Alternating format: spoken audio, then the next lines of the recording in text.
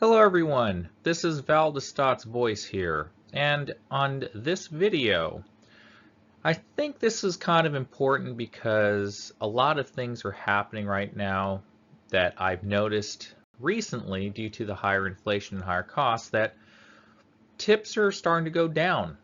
So this video is mainly aimed towards customers that are using the gig platforms, right? So title of this video is Top 10 Things Customers Need to Know About DoorDash, Grubhub, and Uber Eats Deliveries. I'm going to explain how it works and how customers can make sure they get their orders quickly and promptly. So let's begin. So here's the problem, okay? A lot of customers don't exactly know how it works. They think that I guess these gig apps are like pizza delivery companies, right? Unfortunately, it's completely different. Yes, they are delivery companies, but how the drivers get paid and how the system works is completely different than a W-2, let's say, in comparison to a Domino's or a Papa John's or a Pizza Hut, those types of companies, okay?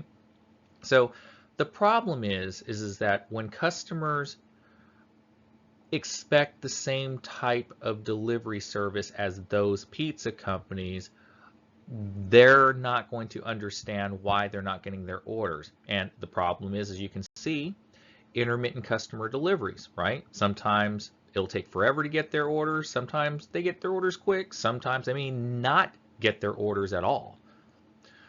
And the problem is this. Who has this problem? Of course, it's going to be DoorDash, Grubhub, and Uber Eats customers. And why should this problem be solved? Why am I making this video? Because I want to educate these customers into figuring out what is going on and why this is happening to them, okay? And usually these problems are like long wait times or no deliveries to the person that ordered the food, right? So if you follow these recommendations of my top 10 things that customers for DoorDash, Grubhub, and Uber Eats needs to know, chances are you're going to solve the problem completely, or your wait times are going to drastically be reduced, okay? So if it fixes it, if you've had problems and you take these solutions to heart and actually listen to me, I guarantee you'll get your orders faster, or if you've never been getting your orders, you'll start getting your orders. So here are my top 10 answers, all right? So by using this information, customers are going to know how the DoorDash, Grubhub, and Uber Eats delivery system works and how to use this knowledge to understand why it works against the customer and driver. It sounds ominous, but unfortunately, these companies don't care about drivers or the customer, and I'll explain why in a moment. So here's number 10. Drivers like me and all the other types of people, right, that deliver Grubhub, DoorDash, Uber Eats deliveries, we are not employees of these companies. They can't make us do anything we don't want to do except deliver the food. But we don't necessarily have to accept every order. We can reject any order that we deem not profitable, okay? We're independent contractors, not employees. So, as in drivers, can reject no tip or low tip offers without penalty. So, that's the big one, but it's still only number 10. I know times are tough, but as I said in the past in many videos, customers that order delivery need to understand that, especially if we're not W-2 employees like the pizza companies, right? If we are not an employee of Domino's, Papa John's, Pizza Hut, or any pizza company that employ their drivers, we can reject anything we don't want to take. It could be too far for the pay. You guys may not tip enough for the miles, distance from the restaurant to you guys versus where we are, etc., etc. So don't think by not tipping or taking into consideration of the driver's location and situation that we have to take the orders. We do not. So that's number 10. Number 9, drivers get a base pay of about $2 to $3 depending on your market or region, but realistically around $2 to $3 from these companies. At times, if a delivery is farther than normal, we get adjusted mileage or quote-unquote bonus pay, but it's not that much. But after paying for all our expenses such as gas, car maintenance, wear and tear, and self-employment taxes, drivers don't make really anything from the base pay. So they're literally pawning the responsibility on the customer, you guys listening, to give us a living wage so that we can deliver food. That's pretty much how it works.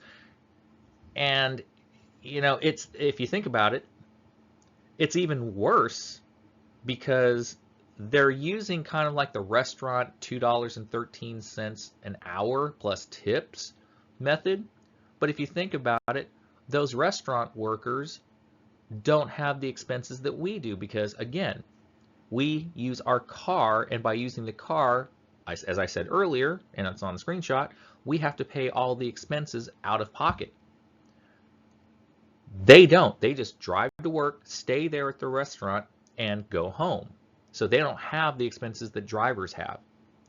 So there's one of the reasons why drivers can accept or reject your offer if it's not good enough.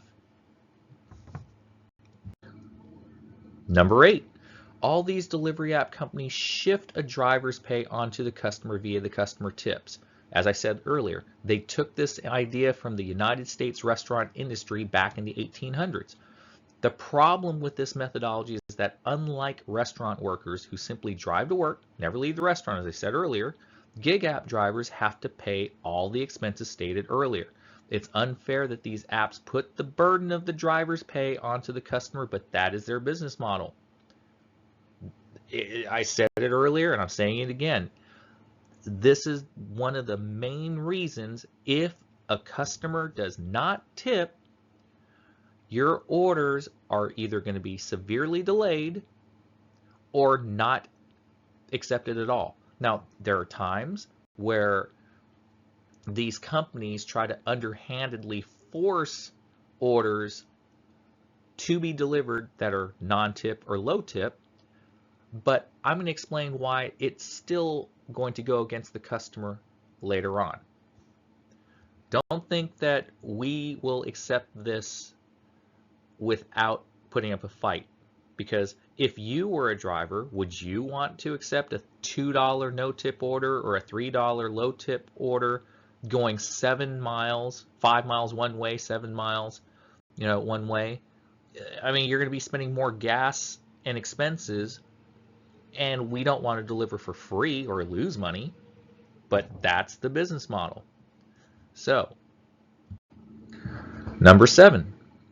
Some customers think that drivers should take every order regardless of tips, and if drivers don't like it, to quit and get another job.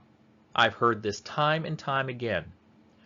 But again, as I said earlier, let's flip this around and give you the most common reasons that drivers reject orders. Let's say that a customer orders from a restaurant that's 10 miles away. A driver is 4 miles from the restaurant. That's a total of 14 miles one way to pick up an order, to go to the restaurant, pick the order up, and to deliver to the customer, right?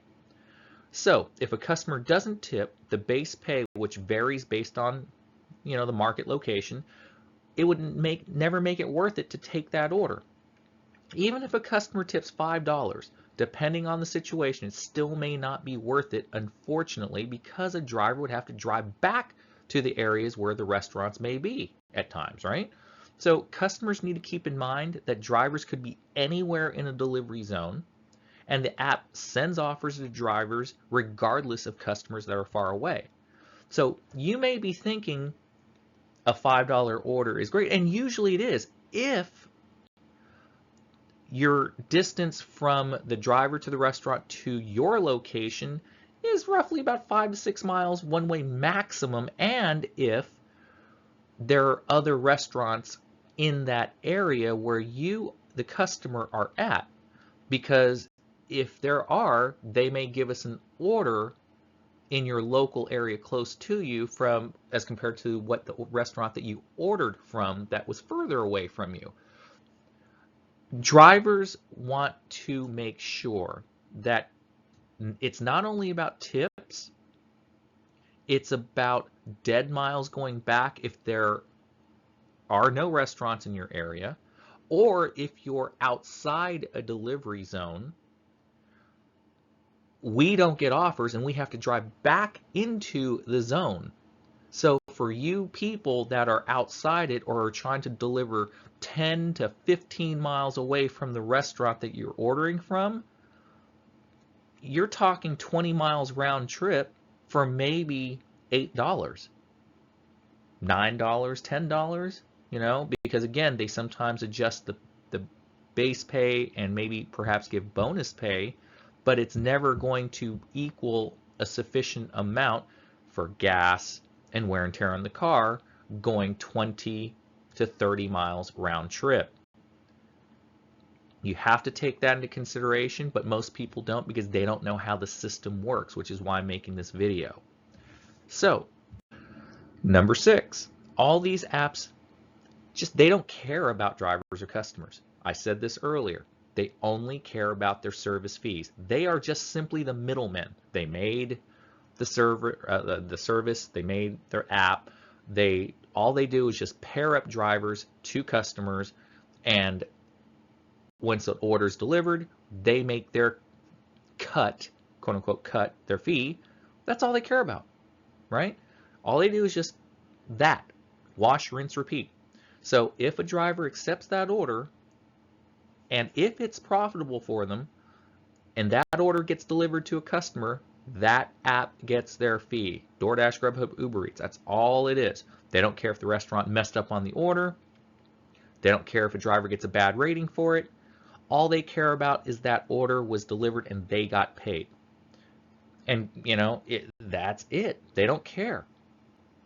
We as drivers, you may think that we need to get everything correct, but that's also a common misconception.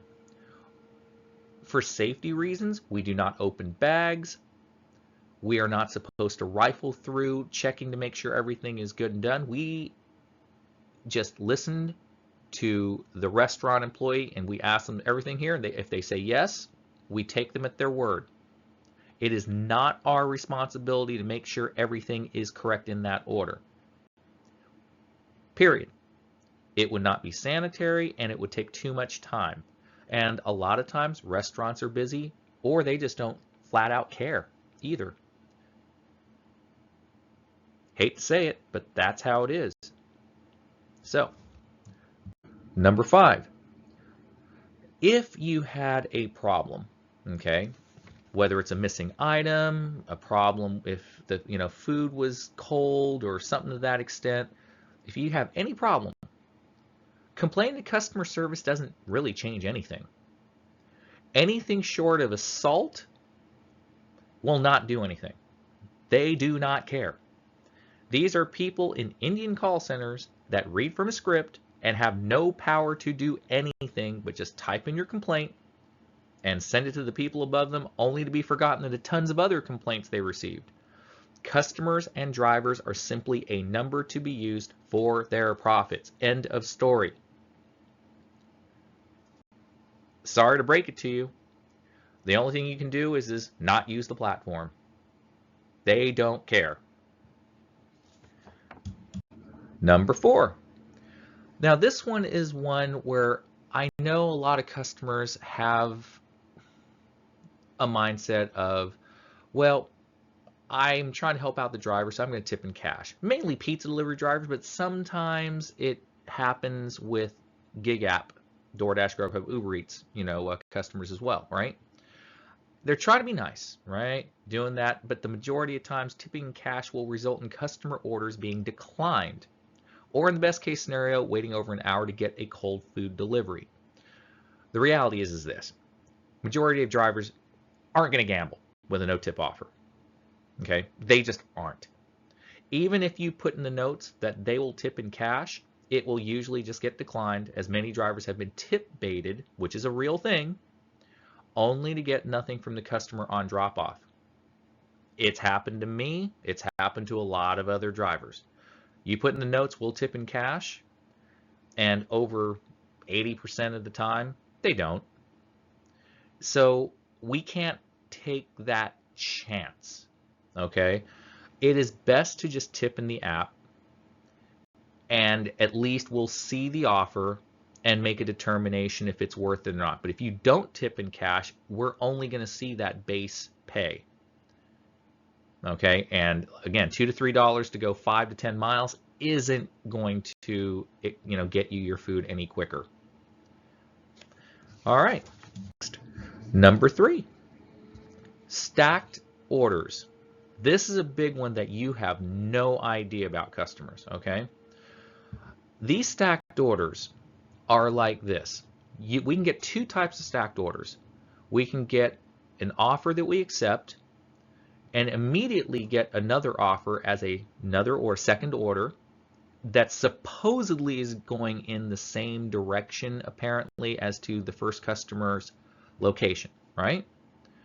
The second one is we get one order. It's only one order. We go to the restaurant, or in the meantime, getting to the restaurant or before it, we get another order shortly after, right? Now, I'm going to continue on, and I'll explain why this is actually a bad thing. So, stacked orders result in longer wait times, and there's nothing a customer can do to stop this practice from these apps. You can try calling them, but they won't care, as I said earlier, right? Why do these companies make a driver pick up multiple orders from either the same or different restaurants to make them bigger profits? That's why. They charge the same service fees to the customer, but pay the driver less on the second order, all in the guise of saying the deliveries are going the same way. In reality, they can go the exact opposite directions or far from each other.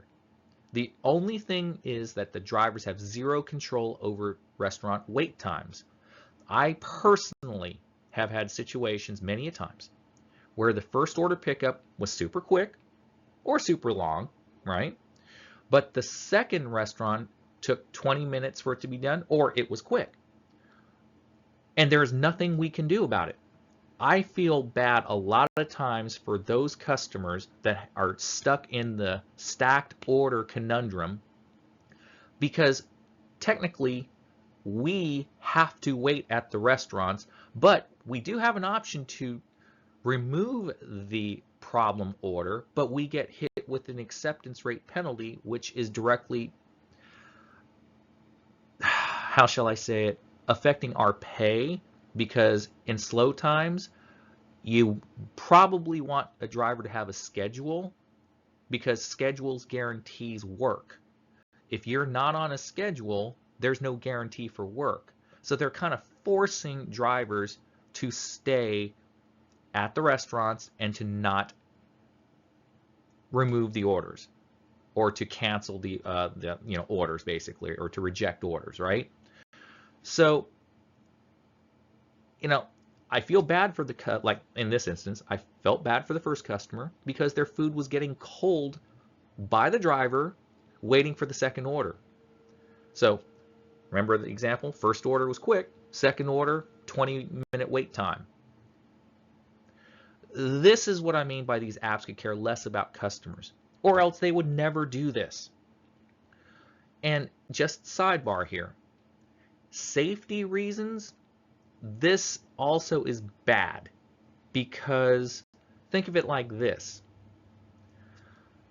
If we're having to use these apps, right, they can give us offers at any time while we're driving too. If we get into an accident, good luck on getting your food. That's why I keep saying that they don't care about drivers or the customers. There is no worse feeling of frustration of driving and getting an offer, taking your eyes off the road, and just to see what this offer is, where it might be, etc., etc., right? We have to know certain information before we accept an offer. But again, they don't care.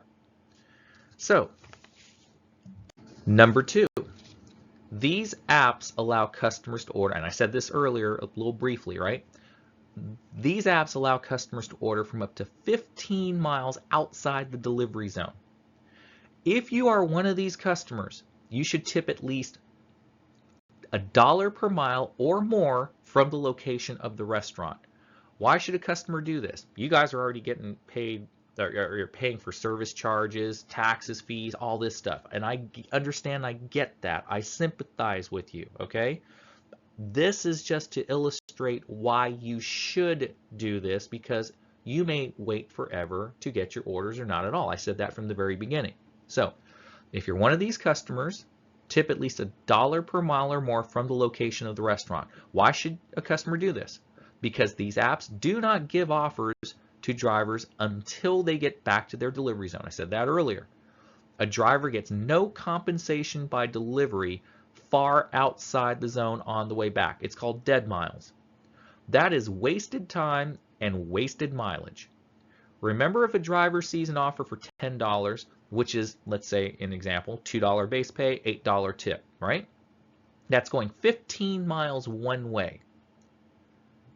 That translates to 30 miles round trip. So remember, $10, if we see that $10 offer, $2 base pay, $8 tip. $8 tip normally would be a very good tip, okay, in certain areas, like mine. But is $10 going to really be worth going 30 miles round trip? True? Would you do it? So in a normal situation, it'd be great if the customer was within 8 miles from the restaurant and inside the delivery zone. But for customers outside the delivery zone, it just isn't worth it, unfortunately. I mean, in my personal experience, I wouldn't take a $20 order going 30 miles round trip, because it's not just about the gas. We're running our cars into the ground. We drive a lot of miles.